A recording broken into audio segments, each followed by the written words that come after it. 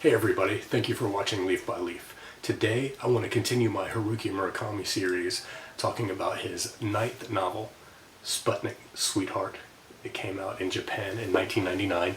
If you haven't been following along, this is a continuation of a series where I am responding to the urgency of all of my friends and acquaintances who have been foisting Murakami's works on me for over a decade and reading through them as objectively as possible, and bringing a benefit of a doubt to the work, as I always try to do, in order of original publication date in Japan. So I just finished the Wind-Up Bird Chronicle, and next up will be Kafka on the Shore. For small works like this one, and South of the Border, West of the Sun, and a few others, it seems like Murakami has really taken to heart Ray Bradbury's advice in Zen in the Art of Writing, where he talks about these lists that he puts together.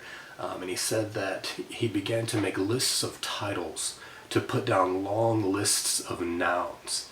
And these lists were the provocations, finally, that caused my better stuff to surface.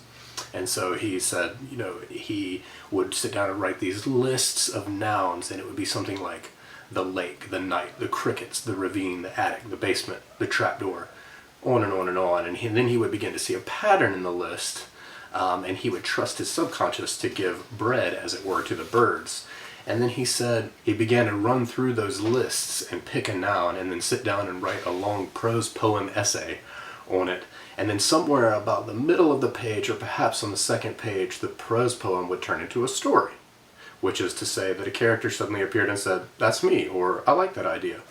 And so if we take that sort of approach for a book like this, it's almost like Murakami has taken these terms like Kerouac and Sputnik and Mozart's Das Veilchen, or The Violet, and then constructed a story around those. And in fact, you can see this all through a lot of them. And from some of his interviews that I've read, he says that he writes as he reads. In other words, he doesn't really have a thing formed in his mind. He sits down each day and sort of just lets it happen, and surprises himself with where it's going, so that the work to him remains interesting, just like reading a book, because you don't know what's going to happen next. So he has these cues in mind, or like the image of a well, for example. And I found it to be very effective in this book. I mean, some writers like Bruce Sterling of the Washington Post book world get a little carried away. It says, "A world-class writer who has both eyes open and takes big risks. If Murakami is the voice of a generation, then it is the generation of Thomas Pynchon and Don DeLillo." That to me is way overblown. I mean, that's quite a claim to say that he's of that generation. I mean, as far as maybe, generational as in born and grew up in the same time, then yes. But as far as what Sterling means, more kinship with the literary output, then I certainly disagree and think that that's very, very misleading and setting lots of would-be readers up for failure. I think it would be much more accurate to group Haruki Murakami with my man Philip K. Dick. Check out the story Exhibit Piece, and you'll see what I mean. I will also say this. As you know, of all of his work so far, this is again the ninth novel of his I've read in order. I really love Norwegian Wood. I felt that he touched something very deep in that one and transcended the rest of his art. Of course, everybody else seems to hate that one, but there it is. Now, with the Wind-Up Bird Chronicle, I actually enjoyed that. I quite enjoyed it. It was definitely a great read during quarantine. I actually found this one, which is the immediate successor of the Wind-Up Bird Chronicle. I found this one to be much more effective than Wind-Up Bird, but it depends on Wind-Up Bird. It's a direct offshoot, really, of the story that we get in the Wind-Up Bird Chronicle. So you can't really, I don't think it would be it can't really stand on its own very well. If I hadn't have had that background from One Note Bird, then a lot of things that happen certainly way towards the final portion of the book wouldn't have had such an effect on me. But at the same time, again, this is a more concentrated form, and I found it to be more effective overall.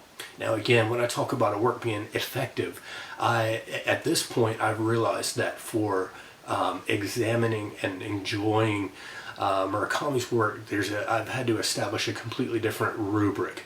So that rubric is much more in the vein of genre writing and bringing in fantastic elements to bewilder the reader in a very entertaining way. We get a lot of symbols in here, and in fact, the character Mew, or Mu, I don't know how to pronounce it, but I'm going to say Mew and Sumire and Kei for all the names here.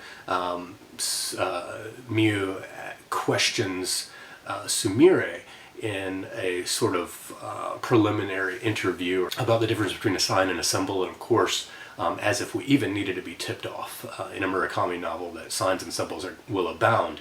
Symbols in here of the moon, the well, which is just brushed at, and that's again where people who have read The Wind-Up Bird will smile.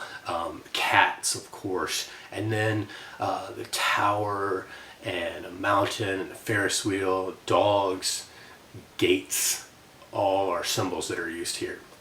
We've got these motifs of doubling, where certain pairs of things find their doubles, even down to Sumire and Mew traveling abroad and then meeting the English fellow whose assistant is also traveling with him, and he offers his house in the Greek island.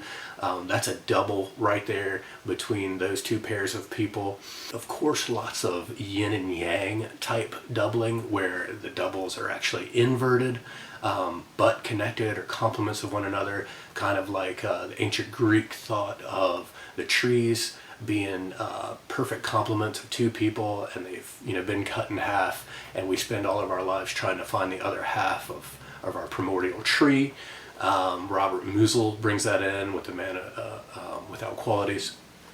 And then of course the whole dichotomy of the two different forms of reality. There's this stack of connected symbols that I really, really liked in this one. You've got Leica, the dog who was on Sputnik. That features in here, of course, is the main one of the main symbols from the title. But you've got this image of this dog lonely by himself up in space on Sputnik with this sweeping view. And then also Kerouac on the mountain when he was a lookout for fires, and spent that time out on the mountain and going out once a day and looking to see if he could spot any fires with the view that he had. And then you've got Sumire's cat from her childhood stuck up in the tree, and then Sumire's dream tower, the tower in her dream, and then Mew on the Ferris wheel, which is a highly effective scene, by the way, and then Kay's metaphorical pyramid, as he describes it to his girlfriend's young son. You've got this love triangle, and in fact even the copy on the back says part romance, part detective story. Sputnik Sweetheart tells the story of a tangled triangle of uniquely unrequited love. Now, it is uniquely unrequited love. There's a chain of unrequited love here between the three characters, but it's not a triangle because there's no closed circuit. Like most Murakami, there's this fatalism that comes into play. It's a very brooding and gloomy book. Of course, it has to do with loneliness and disconnectedness, and especially reading it during these days of quarantine and self-isolation and social distancing. I think that's even more pronounced to read this now. There is a glimmer of hope in there, but it's wrapped up under a layer after a layer of fatalism. The very first page really fooled me because it starts off, in the spring of her 22nd year, Sumire fell in love for the first time in her life. and it goes on, and I'm reading sentence, and immediately I'm thinking, finally, a different character than the, you know, stock Murakami narrator. We're going to get this female character, and furthermore, it's going to be in third person. But then, by the end of the paragraph, we see, and especially in the subsequent paragraph, we see that actually that third person narration of this female character, it's actually the first person narrator. It's the stock Murakami character, Kei, and he's telling us about Sumire. But that's okay. It does have, you know, the familiar Murakami stew with classical music and unrequited love and cats and cooking and reading, and a mysterious woman pulls characters into strange circumstances, and someone goes missing, and, you know, it's all the stock Murakami stuff. But I guess because it's smaller and it's a more concentrated form, it didn't cause me to groan like it has a lot of other reviewers. It's there, but it doesn't take such a prominence, and the characters that we do get are very interesting, and Sumire is more at the fore. The title is really cool, Sputnik Sweetheart. It's fun to say, it's catchy, it lodges in your brain, and it's actually born out of a malapropism that happens in here, where Mew is trying to remember what the Beat Generation, what they were called, and of course they were called Beatniks, but she's calling them Sputniks.